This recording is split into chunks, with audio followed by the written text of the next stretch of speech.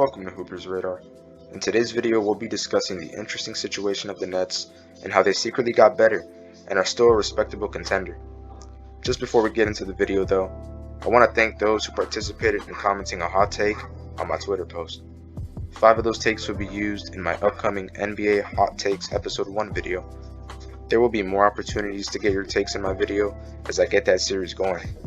For future takes videos and references, stay updated with me on my Twitter account at Hooper's Radar. My Twitter account link will be in description. I want to give a big shout out to my friend, Average Pittsburgh Enjoyer. He's helped me out with getting my videos out, so I asked that you guys go join his Discord server, the NFL server. It's a cool server with people that you can talk to about basketball, hockey, baseball, and even Olympic sports, as well as much more things. The Discord server will be linked in the description. Thank you guys. Now, the Brooklyn Nets have been through quite the drama since Kyrie and KD arrived. We've seen the injured era of the Nets, the James Harden era, and now the Ben Simmons era. This team has gone through quite the struggle and is looking to get something done this next season, with the previous seasons being disappointments. Kyrie and KD arrived in Brooklyn in the 2019-20 season. KD didn't play until next season though, due to injuries I believe. Kyrie would end up playing, although only 20 games he averaged 27 points, 6 assists, 5 rebounds. They would make the playoffs as a 7th seed, but swept by the Raptors in the first round. The next season seemed much brighter with the acquisition of James Harden, but things didn't turn out well, didn't go as planned. Because the trio didn't play many games together, and KD was in and out, constantly with injury, and Harden's hamstring wasn't doing too well and was getting worse. Kyrie ended up playing the most games of 54, which was quite surprising, while KD and Harden were in the 30s. They each averaged 20 plus points in the regular season, but being healthy come playoff time was the most important thing.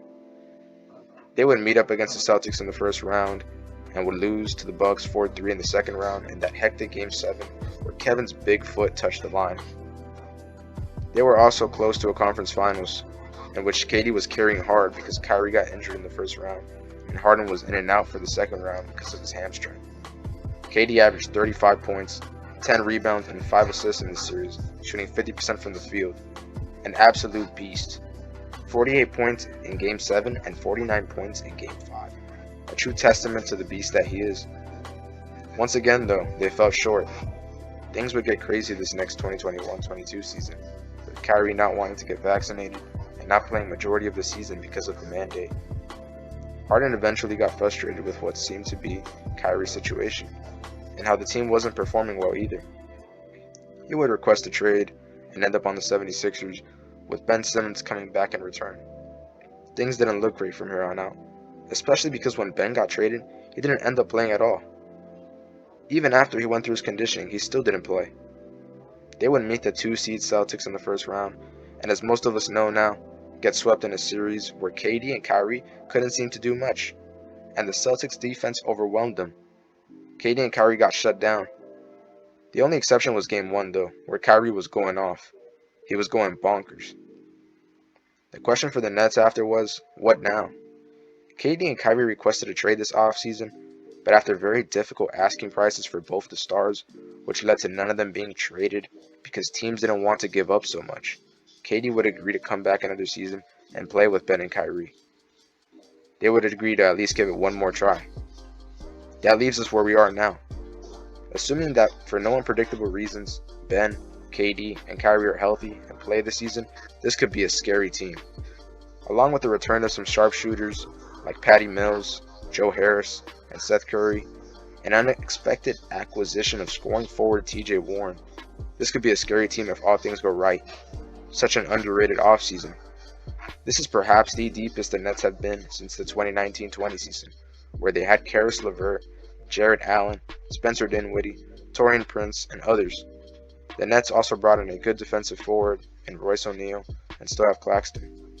If this Nets team locks in for real, this could be a team that makes a deep playoff run and finally pays off the drama they've been through since KD and Kyrie arrived.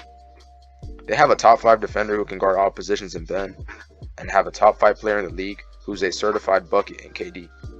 Kyrie is another bucket that can take over in any circumstance, and you have 3 sharpshooters that are straight snipers and give some of the best spacing. The defensive personnel doesn't look as bad as other years either. TJ Warren, also who last time was healthy, was playing like an all-star in the bubble and a stud. He could contribute greatly to this already deep team as well. All I gotta say is, the Nets are going to be interesting this season, and hopefully they don't disappoint. Well, thanks for tuning in, y'all. I hope you all enjoyed. For any video ideas or suggestions, please drop a comment. For more videos soon, please drop a like and subscribe to stay on the radar for all things basketball.